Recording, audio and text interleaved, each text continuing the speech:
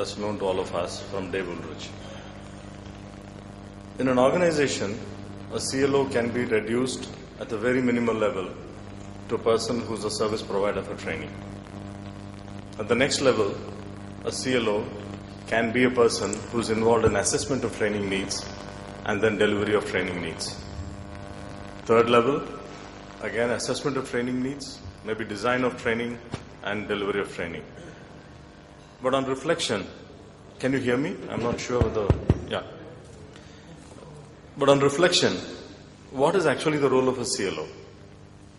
I believe the role of a CLO is to catalyze the organization in modifying its behavior, collectively and individually, by incorporating new learning going forward.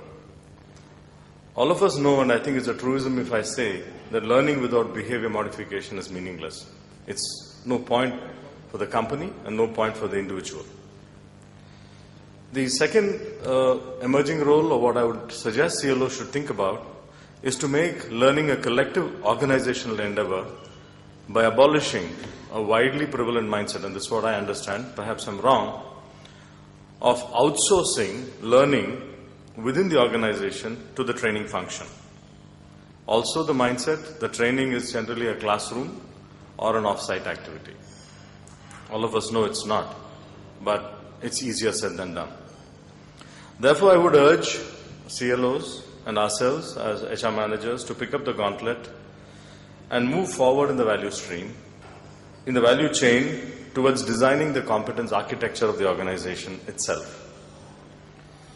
Therefore, towards this end, I have highlighted 3 points in the slide here in green, which I believe are the 3 areas of Dave Ulrich model where the CLO can directly impact with the contributions.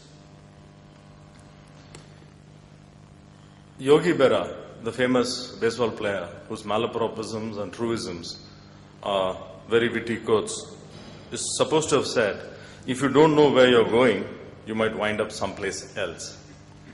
And therefore, one of the key tasks, I would say, for a CLO in this role of designing and realization of the competence architecture within the organization is simply knowing where to go. Once we know where to go, we can discuss and talk about how to go, and I will try to show one example from Bosch towards that direction. Yeah, knowing where to go, to my mind, encompasses designing the competence architecture of the organization and being a pivotal player in the knowledge management framework of the company. To me, when I look at designing the competence architecture of an organization, I see 3 critical elements. First, it should be future-oriented. There's no point in talking about what happened, what's met our needs in the past, what helped us be successful in the past. The second, there's no point again in trying to borrow from some models which exist in the market, but one has to apply the mind collectively within the organization to cluster this whole requirement in a meaningful and simple way. I'll try to show you some example from Bosch. And finally, the third element is to have it vertically integrated across the organization. The first is about the future orientation of the needs themselves. In any organization, you always have a set of competencies to meet the current needs. We also need to understand and define the set of competencies at an aggregate level as our target going forward. Of course, there would be a million such for large organizations like Bosch. But then what is critical? The critical element is to distill the vital few and look at those that are strategically relevant for the future. But the future is day after tomorrow, or maybe the week later. It's also important for us to distill what is important for excellence now, because unless we survive and live today, we will not be alive next week. Therefore, the first step in the future orientation is to look at both the current and the future in a continuous manner, and to focus on those that are necessary to reach business excellence and business goals. Learning by itself is not an end in itself. The Next is an appropriate competence clustering, and here I would like to spend a couple of minutes explaining what Bosch has done. We are a large company, although we are known as a multinational in the automotive sector. We are over 50 billion euros, that translates to $70 billion. We're present in, 130 countries. We are into consumer goods, we are into automotive, we are into industrial goods, we are into solar energy. It's a very wide spectrum that the company encompasses. So what we have done is the first cluster at the level, what you see on the left, is to talk about what we call professional competencies, and the next level, meta-professional competencies. Meta-professional competencies basically are those that encompass all disciplines and roles, also in leadership direction. The professional competencies we have further classified, into the next level cluster, namely technology, business administration, because this is the commercial and sales and etc. And as you can see in the meta-professional competencies, we have classified them into methodology, because project management, for example, which is shown on the right, is something that's important, not just for people who are launching projects or mergers, acquisitions, or building a new site, but it's also responsible in many other smaller activities across the organization. Process management, according to me, is an extremely important competency for us, because particularly from the Indian context, because process security is what ensures results, sustainable results. And that's required whether you're in finance, whether you're in HR, whether you're in sales or R&D. So this is a kind of clustering that we talk about, which I had in mind when I referred to the appropriate competence clustering. The third point is about having a vertically integrated model. All people who talk about deployment of strategy in an organization use this term called line of sight. Line of sight, what is it?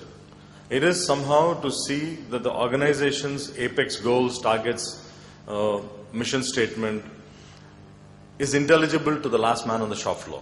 The clarity is available. And that's simply stated the line of sight. In any successful organization where target deployment takes place effectively, the line of sight is very good. It's not fuzzy, it's not murky.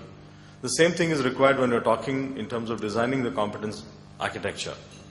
First is to identify the top future competencies at an organization level. Now, if you ask me what are you doing in Bosch at the global corporate level, I must say that this is not done, because we are an organization with multiple business units, and this is done at the business unit level for the world. What are the top 5 needed for the business unit going forward for the next 10 years worldwide, whether it's in Japan, US, India, it does not matter. From this, we look at what is needed at the functional level, which means what does the R&D need, what does manufacturing need, what does business acquisition need as the top 5 competencies. And from this, naturally, we have to drill down to what is needed at the role level of the individual, function, and ideally deploy it into the job description. In our case, the third step is still work in progress.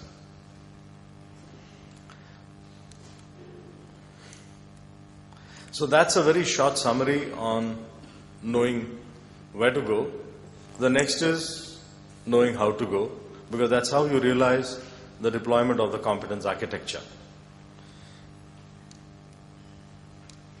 I'm carrying coal to Newcastle when I talk to you about the 70-20-10 model.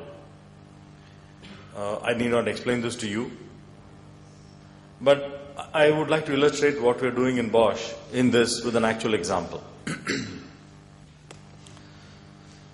We have an integrated competence building learning framework, as one example I've taken, called Shop Floor Technical Excellence Program. The internal acronym is STEP UP, where we bring together the 70-20-10 model in an integrated manner with the involvement of a trainer, qualified trained trainers, most of them internal. There is a mentor, and of course the boss has to be involved. What is this animal called STEP UP? It's basically to build standardized leadership competencies worldwide in manufacturing. And this is set in the context of lean manufacturing with minimal, absolutely minimal classroom training.